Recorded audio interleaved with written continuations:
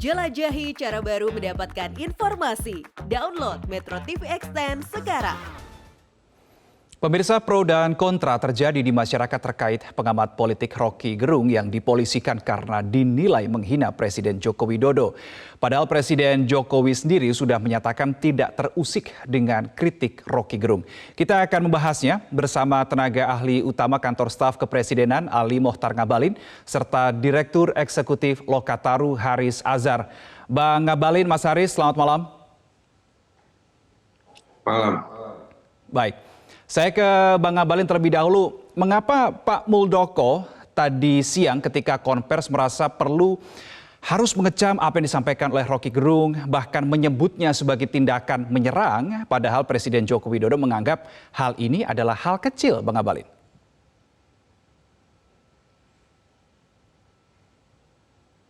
Ya, Bang Ngabalin mohon di-unmute audionya. Oke. Ya, terima kasih Bang Ngabalin, silakan. Terdengar baik? Ya, sudah Kalau terdengar Bang Ngabalin, kan silakan. biasa saja, Presiden memang harus tetap baik saja.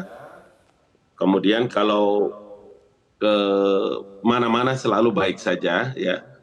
Di tengah-tengah masyarakat, di daerah yang rawan sekalipun, kayak ke daerah-daerah yang rawan juga biasa saja. Tetapi kan orang-orang di sekitarnya, termasuk kayak Pas Pampres dan lain-lain kan tidak bisa biasa saja, itu harus extraordinary pengamanannya kan. Jadi kalau Presiden menganggap itu hal yang kecil, maka kehadiran Pak Muldoko ya sebagai Kepala Staf Kepresidenan yang melihat perkara ini tidak boleh dibiarkan begitu saja, tapi memang harus ada tindakan yang memang harus dilakukan. Tetapi semuanya pada goal yang paling terpenting itu adalah bagaimana proses yang nanti akan dilakukan oleh penegak hukum ya diserahkan sepenuhnya ke sana. Tetapi ini penting untuk harus juga dilakukan sehingga tidak boleh membiarkan perkara-perkara seperti ini terjadi di ruang publik gitu. Oke. Baik, saya kembali coba tanyakan ke pendapat dari Mas Haris. Ketika memang Presiden menilai ujaran Rocky Gerung adalah hal yang kecil, tetapi menurut Anda kenapa kemudian Presiden justru seakan membiarkan banyak laporan ke polisi, mengalir ke polisi yang justru menunjukkan ini adalah hal yang besar? Iya, sebenarnya kalau di Pak Presidennya ya, Pak Joko Widodo, sebenarnya saya pikir sudah selesai ya. Dia tidak melihat ini sebagai sebuah yang, ini mungkin definisi saya ya, sebagai sesuatu yang personal. Toh dia juga mengatakan pada pendekatan kerja, kan dia lagi menjabat presiden, jadi dia kerjanya sebagai presiden. Jadi sampai di situ frekuensinya sama tuh antara Rocky dengan Presiden Joko Widodo. Rocky mengkritik peran lembaga presiden, sementara setelah beberapa hari kemudian Presiden Joko Widodo meresponnya dengan pendekatan jabatan presiden tersebut. Nah, itu satu hal. Yang kedua, Mas Reno, saya pikir begini, selalu kan yang menjadi irisan yang terbelah kemudian adalah soal kritik lalu dianggap sebagai sebuah hinaan. Dan ini bukan cuma Rocky kepada Presiden Joko Widodo, tapi memang banyak juga terjadi dalam beberapa tahun terakhir ini meningkat, bahkan kritik terhadap pejabat publik itu dilihat sebagai sebuah hinaan. Mas Haris, berarti dengan kata lain Anda menilai ungkapan Rocky Gerung ini lebih ke arah kritik, bukan cacian, begitu? Oh iya, kritik. Ya, Anda sendiri tadi di awal menyebutnya sebagai pengamat politik selain akademisi. Jadi menurut saya ini firm ya, cukup jelas dan tegas bahwa ini adalah kritik. Dan itu rekam jejaknya Rocky bertahun-tahun, berbeda zaman presiden pun dia memang mengambil peran sebagai warga yang mengkritik. Dan saya pikir perlu banyak ya warga yang seperti ini. Gitu. Dan menurut Anda kritik yang disampaikan oleh Rocky Gerung Sabtu lalu masih di dalam koridor yang benar atau sudah melampaui koridor, Mas Haris, menurut Anda? Nah itu yang berikutnya, poin berikutnya kan tadi saya katakan antara kritik sama ditafsirkan sebagai kritik, lalu ada yang bilang itu hinaan. Yang kedua sekarang isinya, dia menggunakan kata yang dipermasalahkan kan kemudian bajingan tolol itu. Nah tinggal dilihat jika memang ini mau dibawa ke masalah pidana, maka harus dilihat tafsir kata bajingan itu, lalu juga motivasi dari si orang yang dituduh melakukan tindak pidana, misalnya Rocky. Nah kalau Rocky sendiri dalam beberapa kesempatan, baik saya juga secara pribadi juga bertanya, itu tafsirnya justru Rocky punya pemahaman tentang kata bajingan tersebut yang punya sumber rujukan, yang sebenarnya itu intinya gampangnya menggambarkan pemimpin, begitu. Bahwa kemudian di publik ada ditangkap atau hidup kata bajingan itu sebagai sesuatu yang buruk, mungkin harus kita jelaskan juga. Nanti mungkin perlu dijelaskan juga kenapa, kapan dan bagaimana perubahan itu terjadi. Saya minta pendapat ke Bang Ngabalin deh. Menurut Mas Haris ini suatu kritik Bang Ngabalin, bukan suatu cacian seperti yang dimaknai oleh beberapa pihak. Tanggapan Bang Ngabalin gimana? Tentu saja nanti kalau dalam persidangan atau ini sampai kepada mahkamah, tentu nanti ahli bahasa yang bisa menentukan apakah menggunakan istilah bajingan tolol dan lain-lain itu masuk dalam kategori kritik atau mencaci atau menghujat, mencederai harkat dan martabat. Dan kapan nanti orang bisa membedakan antara lembaga kepresidenan dengan seorang sosok Joko Widodo, apakah memang lembaga institusi presiden dan posisi Joko Widodo dua hal yang bisa dipisahkan dalam regulasi atau tidak, itu tidak pada posisi saya harus menjelaskan atau menanggapi apa yang disampaikan oleh sahabatku Bang Haris. Tapi biarlah ini prosesnya juga saya kira sedang berjalan, tetapi yang paling terpenting bagi kita, dan memang saya harus menyampaikan bahwa setiap orang yang memiliki kapasitas intelektual yang mumpuni, itu lisannya, ya, hati dan akalnya itu selalu di belakang. Jadi orang-orang pandai selalu menyebutkan bahwa orang-orang pintar, orang-orang pandai, orang-orang yang memiliki kemampuan intelektual dan knowledge yang tinggi itu menempatkan hatinya di belakang lisannya. Tapi kalau orang-orang yang jahil, orang-orang yang songong itu selalu menempatkan hatinya di depan ujung lidahnya. Jadi terkadang memang semua pernyataan-pernyataan itu tidak mempertimbangkan efeknya, akibatnya, dan lain-lain. Jadi saya kira biarlah proses ini berjalan dan nanti kita lihat seperti apa posisi dari pengaduan yang disampaikan masyarakat kepada kepolisian negara. Baik, tadi siang Bang Ngabalin, Pak Muldoko ini juga mengatakan bahwa Rocky Gerung ini seperti robot begitu, tidak punya hati. Bahkan lebih lanjut mengatakan kalau robot ini berarti ada yang mengendalikan, ada yang meremot. Ini siapa ya kira-kira yang mengendalikan Rocky Gerung untuk mengatakan hal ini? Kita bahas di segmen berikutnya. Pemirsa tetap bersama kami di Prime Time News. Kami lanjutkan perbincangan bersama dengan Bang Ngabalin dan juga Mas Haris pada malam hari ini. Bang Ngabalin, seperti pertanyaan saya di segmen sebelumnya, yang dimaksud oleh Pak Muldoko bahwa Rocky Gerung adalah robot berarti ada yang mengendalikan, ada yang merimut begitu. Ini siapa yang sedang dimaksud Pak Muldoko, Bang Ngabalin? Publik pengen tahu nih. Bro, orang berilmu itu punya hati. Kalau mesin dan robot itu tidak punya hati, jadi sesuka hati aja ngobrol. Jadi kalau ada arti kiasan tentang robot, dan kalau cara-cara seperti yang dilakukan oleh Rocky ini kan boleh-boleh saja kan, orang punya penilaian, termasuk Pak Muldoko punya penilaian, ini manusia atau robot ini, kenapa sih ngomong tidak pakai hati ya? Kalau di semua kitab itu, di seluruh agama mengajarkan tentang ilmu, ilmu itu posisi yang kedua setelah agama menempatkan orang iman dan orang punya hati.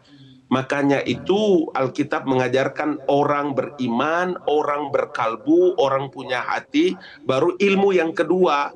Anda bisa bayangkan bagaimana ada orang punya ilmu tinggi tapi tidak punya moral ability, tidak punya hati. Itulah yang Pak Muldoko menyebutkan, robot ini bisa dikendalikan dengan sesuka hati tergantung orderan atau bagaimana. Kira-kira itu pengertiannya.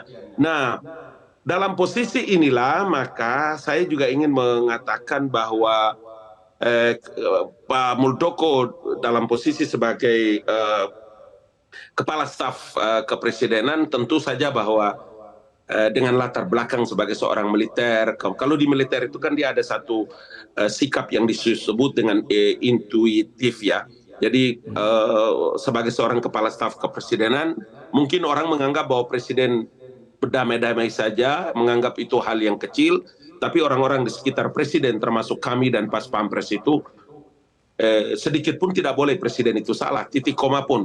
Berkali-kali ketika ada draft yang harus presiden baca dan teken atau membicarakan ke ruang publik, kami harus berulang kali periksa. Jangan sampai ada hal yang keliru. Sebab kalau presiden keliru, tidak ada lagi tempat untuk bisa membackup-nya. Lebih baik kami yang keliru. Karena itulah bagaimana langkah dan upaya yang dilakukan oleh Kepala Staf Kepresidenan adalah satu sikap dalam menjaga harkat dan martabat kehormatan kepala negara, kepala pemerintahan, dan pribadi Presiden Joko Widodo. Saya kira itu kata kunci yang penting saya sampaikan.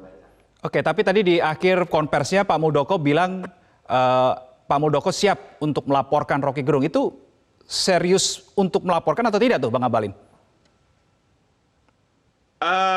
Saya memang tidak di istana karena saat ini saya berada di Kota Bau-Bau di Sulawesi Tenggara, tetapi report dari teman-teman, adik-adik staf di kantor itu menjadi bagian yang saya terima secara utuh. Yang paling pokok kan kita tahu bahwa wartawan juga menyampaikan secara bergurau dan Pak Muldoko juga menjawab secara menanggapi itu kepada wartawan. Kalau perlu nanti Muldoko yang melapor, kalau perlu atau kalau dipandang penting.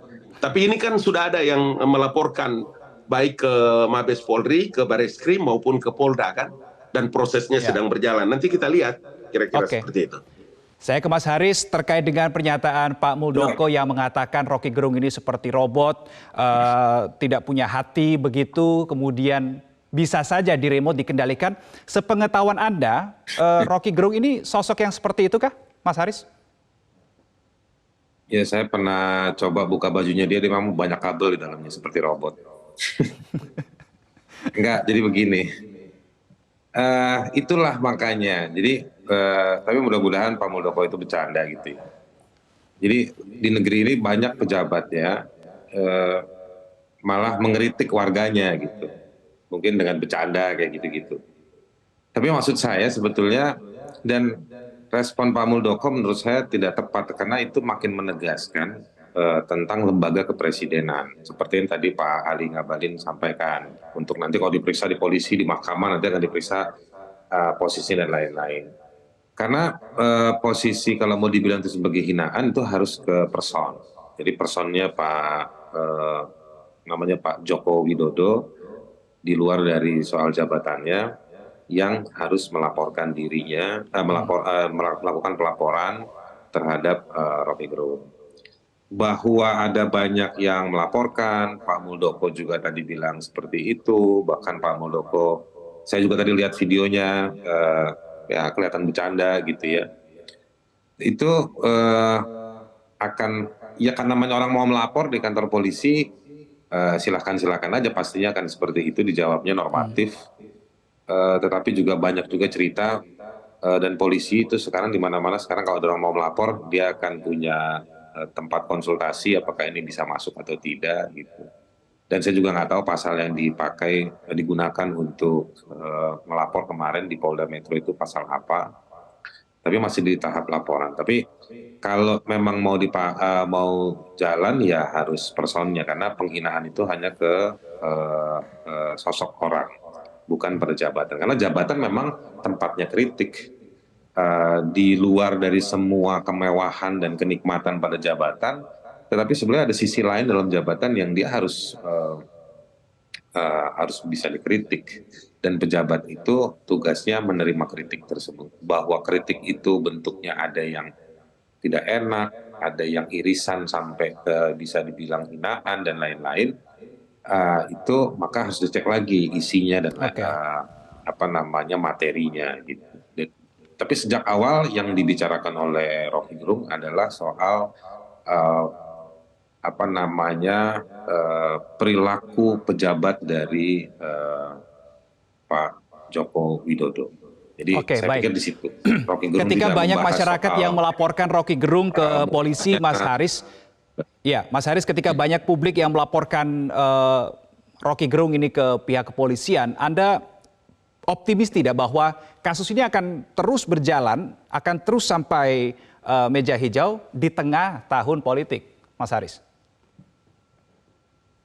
Iya, ini barusan juga ada teman wartawan juga nanya begitu. Ada banyak kasus yang tidak sampai dibawa ke pengadilan, karena juga banyak kritik terhadap penggunaan pasal penghinaan, penggunaan pasal soal pencemaran nama baik, penggunaan pasal-pasal yang ada di Undang-Undang ITE, Informasi Telekomunikasi dan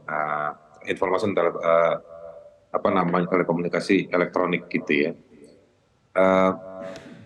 Karena kritik-kritik tersebut, saya pikir 2 tahun lalu itu di tengah masa COVID, kantor Menko Polhukam membahas bagaimana penerapan turunan-turunannya. Lalu juga ada putusan-putusan dari Mahkamah Konstitusi. Bahkan hari ini di DPR Komisi 1 itu sedang melakukan pembahasan. Jadi sebetulnya kalau bahasanya orang-orang banyak makan korban. Lalu maka dia harus diupayakan, ditafsirkan supaya dijaga digunakannya seperti apa. Nah, jadi Bapak-bapak sekalian, yang ingin saya sampaikan, saya pikir penyelesaiannya tidak perlu dan tidak harus menggunakan mekanisme hukum. Bahwa ada publik yang mencintai sosok Pak Joko Widodo, mencintai jabatan Pak Joko Widodo dalam jabatan kepresidenan, itu sah-sah juga, boleh-boleh juga. Tetapi saya pikir sekali lagi ini tugasnya negara.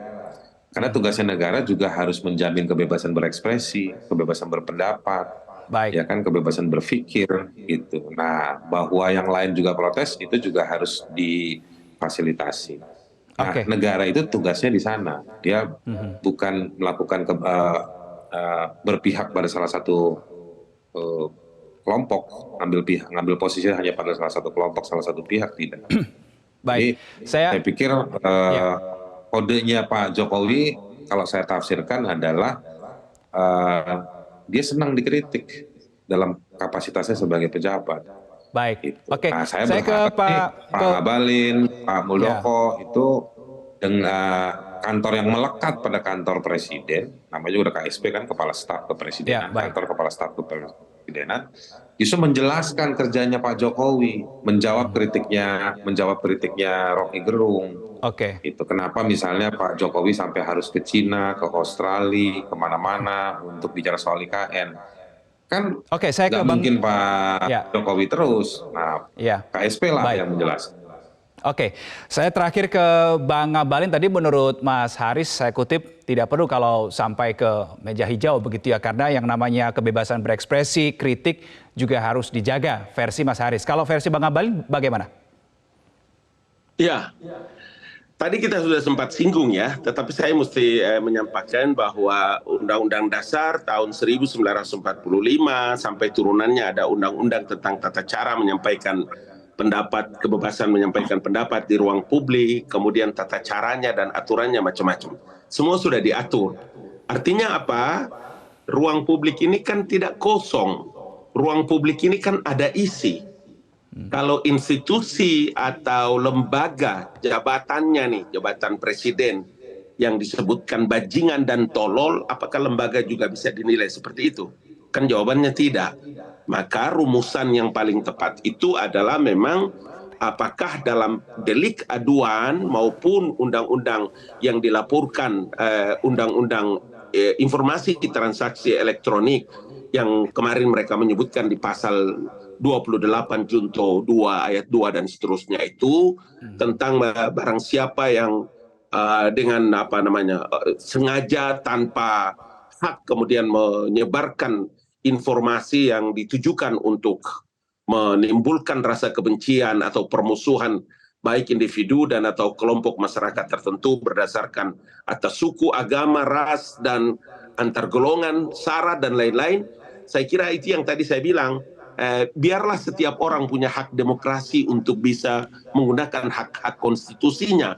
Dari sisi undang-undang ITE, kalau tadi kita bahas tentang delik aduan, biarlah nanti prosesnya ini akan berjalan. Kenapa? Karena delik aduan juga itu dia bisa mengalami proses perubahan kalau ternyata menimbulkan berbagai masalah secara masif di tengah-tengah masyarakat. Jadi saya juga dalam satu sisi setuju untuk bisa apa yang tadi disampaikan oleh Undang-Undang ITE itu informasi dan transaksi elektronik kan sudah dinyatakan oleh MK itu menjadi delik aduan. Delik aduan itu artinya orang yang menjadi korban itu. Nah, hal ini kan si sosok yang namanya Joko Widodo. Jadi seperti penjelasannya Pak Mahfud juga Menko Polhukam beberapa hari lalu, itu delik aduan dan Presiden tidak minat untuk melaporkan, diperkuat lagi pernyataan Presiden. Jadi menurut saya sebenarnya salah satu syarat kasus ini untuk berjalannya sudah runtuh, Pak Ali. Jadi dari sisi material kasusnya di situ. Nah, maksud saya biar negara ini juga nggak bisa efisien gitu. Nah, sekarang tinggal suara publiknya yang kontra terhadap Rocky Gerung. Nah, di tingkatan di ruang tertentu menurut saya ini malah bagus loh. Demokrasi itu butuh kebisingan. Jadi biar warga itu saling merespon dengan cara-cara yang demokratik gitu.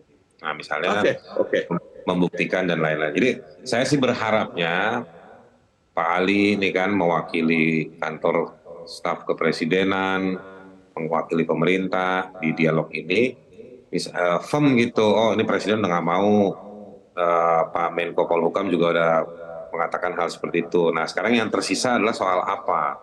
Soal kebisingan publik tadi itu. Kebisingan itu selama demokratik dikelolanya seperti apa? Biar juga dalam hitung-hitungan akuntansinya negara, biar negara juga nggak terlalu sia-sia memelihara ini. Nah, pertanyaannya Kang Mas Reno tadi itu benar, ini mau tahun politik. Kita kan juga khawatir hal-hal yang memang yang masuk kategori hak konstitusional, ya, yang konstitusionalitasnya jelas, meskipun itu kontroversial, lalu dia dikapitalisasi dalam rangka untuk mendukung, mengkontra, Mas Haris, menuju kontestasi. Baik. Ya, gitu. Terima kasih sudah berdiskusi, Mas Haris, Bang Ngabalin. Sayang sekali waktu kita terbatas. Karena ini, halo yang terakhir. Singkat saja Bang Ngabalin, singkat saja, waktu kita sudah habis. Ya, pertama begini, mereka kan sudah melaporkan ini ke Polda, kemudian ke Bareskrim juga. Di Bareskrim dia tidak menolak, tetapi dia telah terkait dengan apa? Terkait dengan materi-materi yang disampaikan kepada kepolisian negara, termasuk di Polda. Jadi makanya dari awal saya bilang bahwa biarlah proses ini berjalan, nanti kita lihat, karena polisi juga pasti sangat paham dalam kapasitas dan independensi mereka, pasti mereka bisa lebih tahu. Baik, Bang Ali Mohtar Ngabalin dan juga Mas Haris Azhar, terima kasih sudah bergabung bersama kami di Prime Time News. Selamat malam. Terima kasih. Cara mudah mendapatkan informasi dengan satu sentuhan jari. Download Metro TV Extend.